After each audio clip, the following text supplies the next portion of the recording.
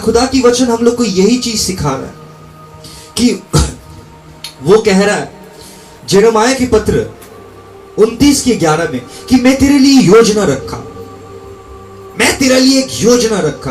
और वो योजना क्या योजना है? वो योजना है कि तुझे वो सामर्थ से भर सके, वो तुझे एक सुनहरे भविष्य दे सके जिसमें आशा है, जिसकी ओर देख के तू चल पाए। एक उम्मीद, जब तब तक जिंदगी है। उम्मीद अगर मर जाए तो जिंदगी खत्म हो जाती है। एक गीत है, जिंदगी कुछ ख्वाब और चंद उम्मीदें, इसी की वजह से हम लोग जिंदा रहते हैं, इसी की वजह से हम लोग कहते हैं यही जिंदगी है, हार के बाद जीत है। हर एक कहावत इसी के ऊपर में आधार करता है कि कुछ उम्मीदें हैं हम लोगों की। और वो उम्मीदें जब हम लोग की मीट नहीं होता तब कहीं ना कहीं हम लोग भटक जाते हैं और हम लोग ये जिंदगी को कोसने लगते हैं। और हम लोग भूल जाते हैं कि हम लोग की जिंदगी में सिर्फ देह नहीं है, the invisible world, it was the word which was spoken. और वो वचन जिसको बोला गया वो इतना सामर्थदायक था कि it made out the physical world, out of the invisible came out the physical. ये समझना एक विश्वासी के जीवन में बहुत ज्यादा आवश्यकता है कि कैसे करके उन्होंने किया, कि एक प्रभाव है आध्यात्मिक जो चीज नजर नहीं आता, लेकिन हर एक जीवन में तुम देख सकते हो कि कोई इंसान इतने दुख तकलीफ के बावजूद भी शांत कैसे बैठ के, और एक इंसान एक छोटी प्रॉब्लम को भी नहीं संभाल पाता, टूट के बिखर जाता। कोई इंसान इतने पत्थर बन चुका है कि और छोटी छोटी चीज उसे आनंद नहीं देता और बड़ी बड़ी चीज उसे हिला नहीं सकता। क्या आप वो विश्वासी में से हैं जो विश्वासी लोग पत्थर बन चुके हैं, या आप वो विश्वासी है जिसकी उम्मीद आज भी यीशु मसीह में टिकता है? और वो सिखाता है, वो समझाता है कि कौन सी उम्मीद रखना चाहिए कौन सी नहीं। वो तुम्हें बताएगा कि कौन से जीवन को आधार करके चलो, किसको अपने जीवन के आधार बनाओ। मेरे जिंदगी में मैं हर एक रिलेशनशिप के हारने के बाद मसीह के पास आया था। I was very bad in relationship. एक इंसान जो इतने खराब हो सकते हैं रिलेशनशिप में, वो मसीह के साथ कैसे रिलेशनशिप बना ली? क्योंकि मसीही एक लौता खुदा था जो मेरे जीवन में काम कर सकता था, क्योंकि उन्होंने रचा है। वो जैसे मुझे समझ पाता है, वो जैसे मुझे जान पाता है, ऐसे कोई भी नहीं है। जिससे मैं सबसे ज्यादा प्यार भी करता हूं वो भी शायद मुझे जानता है, लेकिन उतना नहीं जितना खुदा तुम्हें जानता है। उन्होंने कहा कि मैं तेरे लिए योजना रखा, तुझे संवारने की योजना, तुझे नाश करने की योजना नहीं। तेरे जीवन में वो उम्मीद, जो उम्मीद तुम्हें आगे ले जाएगा। जो आज देखिए, आज हम लोग के बिल्स पे करने के लिए हम लोग जितनी भी तकलीफ हो, हम लोग जॉब के लिए दौड़ते हैं, हमको जाना पड़ेगा क्योंकि आई हैव टू पे द बिल्स। वैसे ही आध्यात्मिक भी जीवन होता है कि कुछ उम्मीद खुदा में ऐसा बन जाएगा जिसे पाने के लिए आप रोज आइएगा और आते आते बदल जाइएगा। और ऐसे ही खुदा हम लोग के जीवन में काम करता है कि वो उम्मीद को पैदा करता है जो उम्मीद हम लोग के जीवन में नहीं था, और वो उम्मीद मसीह में पैदा होता है जो मसीह में विश्वास रखता। और पवित्र वचन में खुदा कहता है He wants to give you a future and a hope, and that future is not that जब यीशु मसीह क्रूस में अपने जीवन को त्याग दिया था और वो 3 दिन पाताल में, जैसे हर एक इंसान अपने जीवन को त्यागने के बाद वापस नहीं आ सका, वो 3 दिन बाद खड़ा होने का मतलब क्या था मालूम है? वो खुदा के लिए बहुत बड़ी जीत नहीं था, वो मनुष्य के लिए बहुत बड़ी जीत था। वो हर एक मनुष्य के लिए बहुत बड़ी जीत था, क्योंकि उन्होंने एक ऐसे काम कर दिया जो काम कोई मनुष्य कर नहीं पा रहा था। उन्होंने वो ताकत, वो श्राप हटा दिया जो श्राप हर एक विश्वासी के जीवन को तहस नहस कर देता, और जो श्राप पाप की बदौलत आता है। हम लोग आज यीशु मसीह में है, उतने पाप के श्राप को समझ नहीं पाते, क्योंकि यीशु मसीह की रहमत हम लोग के साथ चल रहा है। एक बार जो वो विश्वासी लोग को देखिए जिसके जीवन में मसीह नहीं है, जो विश्वास नहीं करता, आज जो अंधेरे में है, उसके जीवन कैसा है। मैं एक मां से मिला था जिसके चेहरे में इतने सारे विंकल्स भर चुका था और चेहरे में इतने मार्क्स भर चुका था कि देख के लग रहा she is suffering in her body. चेहरे में नजर आता है अंदर की सफरिंग, हर एक दुख तकलीफ चेहरे में उभर आता है। एक समय ऐसा आता है कि जो दुख तकलीफ आप छुपा के रखे वो चेहरे में नजर आने लगता है। इसीलिए हर एक विश्वासी जो इस दुनिया में चल रहे हैं, जब आप खुदा के पास आते हैं, खुदा वो नहीं देख पाता जो आपके रंग कितने खूबसूरत है। खुदा आपको वो नजरिया से नहीं देखता कि आपके चेहरे, आपके आंख के कौन से कलर है, वो नहीं देख पाता। लेकिन खुदा देख पाते आप कितने बीमार बन चुके हैं। How much are you suffering in your body, खुदा वो देख पाता। इसीलिए जब तक एक विश्वासी वो बात खुदा के पास ना लेके आए, वो सब खामियां, वो सब प्रॉब्लम, वो सब वीकनेस है, जब तक खुदा के पास वो ना उठाए, जब तक वो खुदा के साथ वो बातचीत ना करे जो बातों में से वो खुदा तुम्हें कहेगा कि तुम्हें क्या करना है। देखिए आज आपके साथ एक तो खुदा की एक वाचा, एक संपर्क, एक गहरा रिश्ता बन चुका है, जिसमें आप सवाल करते हैं, खुदा आपको उत्तर देता है। आप ज्ञान में बढ़ रहे हैं, वचन को बदला जा रहा है, वो इंसान को बदला जा रहा है जो आपको वचन देगा। वो इंसान को पटका जा रहा है, फेंटा जा रहा है कि उसमें से गेहूं उत्पन्न हो सके। एक मस्टर्ड सीड को पीसने से उसमें से निकल के आता है एक ऑयल, और वो ऑयल में बहुत खूबसूरत सुगंध रहता है। परसिवियरेंस, सहने की क्षमता, कि जब दुख आता है उसको सहना, ये हम लोग में वो आचरण को उत्पन्न करता है। जैसे एक मस्टर्ड सीड को जब पीसने से you see the fragrant and the aroma, you can smell it, it is beautiful. And God wants to make out something out of us, and he has a plan. All we have to do is trust in him with all our understanding and our might। कि हम लोग को विश्वास करना है कि आज मैं ऐसे एक जगह में खड़ा हूं जहां मैं किसी को नहीं पहचानता। मैं एक ऐसे जगह में खड़ा हूं जहां मेरे जीवन में आशीष नहीं है, यहां तक ये भी आशीष नहीं है। आज जिससे मेरी शादी होने वाला था, मैं रोज जब भी खाना खाने जाता हूं, मैं दुआ करता हूं खाने के लिए। लेकिन आज कुछ अलग हो रहा था, तो मैं जब दुआ करने के लिए बैठा, मुझे नहीं मालूम था मैं क्या दुआ करूंगा, लेकिन एक खूबसूरत दुआ, वो दुआ मैं आज समझ पाता हूं कि आज जब मैं दुआ कर रहा था, क्योंकि जिससे मैं शादी होने वाला था वो मुझे खिला दे रही थी। मैंने खुदा को धन्यवाद ये बात के लिए दिया कि आज खाना भी है, खिलाने वाली भी है। ये छोटी छोटी आशीष हम लोग के जीवन में आने लगता है, और ये छोटी छोटी चीज जानना कि ये आशीष है खुदा की। और कभी कभी हम लोग ऐसे ऐसे जगह में भी रहते हैं कि जहां कोई आशीष नहीं है खुदा का, अनफेमिलियर टेरिटरी, जहां पर एक आदमी भी नहीं है सहायता करने का, लेकिन तभी भी अटल रहना, विश्वास में कायम रहना, उसी को कहते हैं सच्चा विश्वासी। कि चाहे आशीष में रहे तभी भी मैं धन्यवाद देता हूं, दुख में हूं तभी भी धन्यवाद दे रहा हूं। लेकिन ये दुख में दो चीज अलग है,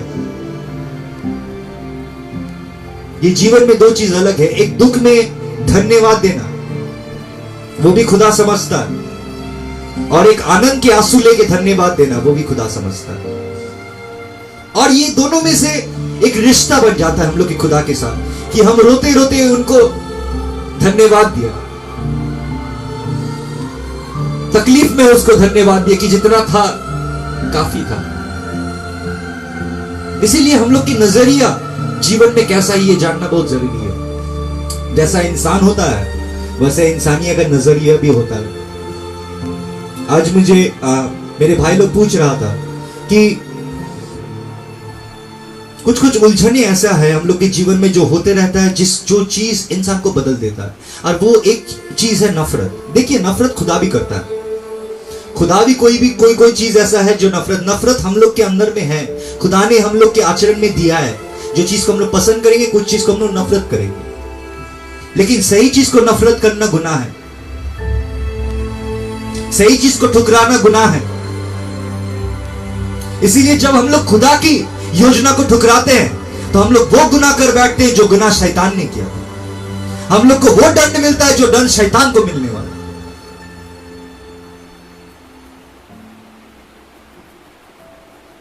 अब ये वही बता सकता है, क्योंकि जब उन्होंने इस दुनिया में आए थे, उन्होंने सिर्फ रोया था, दुख किया था। और जब जेरूसलम में आखिरी बार वो प्रवेश कर रहा था, तब बहुत कोई ऐसा था जिन्होंने चिल्ला चिल्ला कर धन्यवाद दिया खुदा को कि blessed is he who comes in the name of the Lord. और वो एक डोंकी के ऊपर बैठ के आने का मतलब he is coming in peace. कोई राजा अगर गधे के ऊपर बैठ के आ रहा है, that is the sign of peace Israel में, कि अगर गधे के ऊपर में बैठ के आ रहा है मतलब वो शांति लेके आ रहा है। तो जब जेरूसलम में वो प्रवेश किए थे पहले बार और आखिरी बार के लिए जा रहे थे, he gave the sign of peace। और वो ये शांति कह रहा था कि मैं तुम्हारे पास छोड़ के जा रहा हूं। And he came with peace। खुदा की तरफ से उन्होंने उतर के आया और वो शांति की योजना लेके आया। जो शांति की योजना के बारे में बात किया जा रहा है, वो अपने बच्चे के लिए आया, वो अपने बेटे बेटियों के लिए आया। जो बेटा बेटियों इस दुनिया में आके खो गया है, क्योंकि इस दुनिया, जितने भी दुनिया के रखवाले हैं, जितने भी दुनिया के ठेकेदार हैं, उन्होंने हर एक कोशिश किया, मुमकिन कोशिश किया कि जिंदा खुदा के नाम को मिटाया जाए, कि पीढ़ी से पीढ़ी वो जिंदा खुदा को ना पहचान पाए। लेकिन खुदा को देखिए, पीढ़ी से पीढ़ी उन्होंने अपने भविष्यवक्ता को भेजा कि इन लोग को बताओ कि मैं इससे प्यार करता हूं। और उन्होंने भेजा और उन्होंने हम लोग से कहा यही बात कि मैं तेरे लिए योजना रखा। मेरे माँ मेरे लिए योजना रख सकता है, हर एक कोई योजना रख सकता है, और मैं शायद डॉक्टर इंजीनियर बन भी जाता, लेकिन क्या होता आज डॉक्टर लोग भी तो फंस रहे हैं, किडनी बेच रहे हैं किसी और का, किडनी स्मगल कर रहे बड़े बड़े डॉक्टर, पढ़े लिखे जाहिल जिसे कहा जाता है।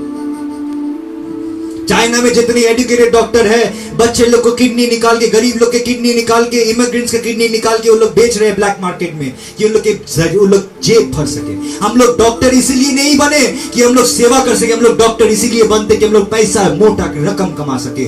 हम लोग वकील इसीलिए नहीं बनते कि हम लोग सच्चाई को सामने लाएंगे, हम लोग वकील इसीलिए बनते कि मोटा रकम कमाया जा सकता है। हम लोग की सोच ही ऐसा बन चुका है।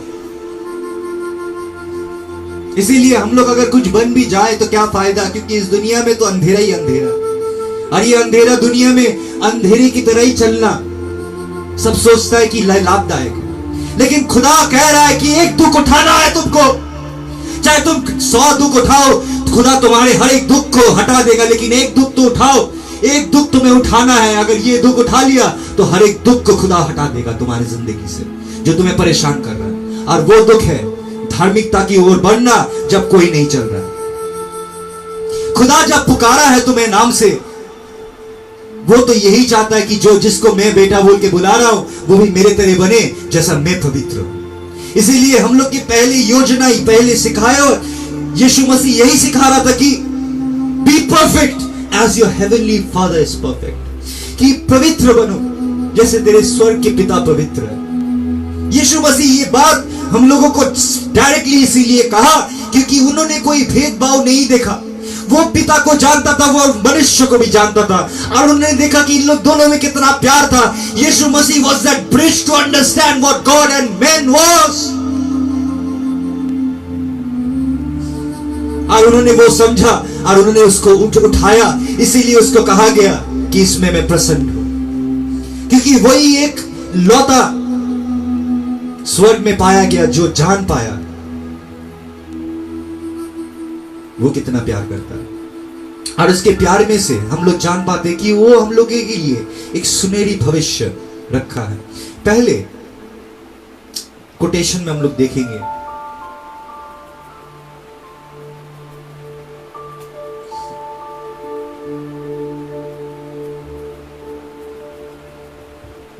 आज खुदा हम लोगों से बात कर रहा है, आपसे बात कर रहा है। The eyes of the Lord, for the eyes of the Lord run to and fro throughout the whole earth to show himself strong on behalf of those whose heart is loyal to him. 2 Chronicles chapter 16 verses 9 खुद लीजिए। 2 Chronicles chapter 16 verses 9। खुदा की आंख आज हर एक कोने पे, पृथ्वी की हर एक कोने पे, हर एक दिल पे, हर एक माइंड को वो जांच रहा है देखने के लिए, हर एक सोच को वो जांच रहा है। Who have done a foolish thing and from now you, for the eyes of the Lord throughout the earth to strengthen those whose hearts are fully committed to him। उनकी आंख उन लोगों के ऊपर है जो खुदा के बारे में सोचता है, जो खुदा से डरता है, जो खुदा के वचनों को अपने जीवन में पहला रखता है, अपने जीवन से ऊंचा रखता है उसके वचनों को।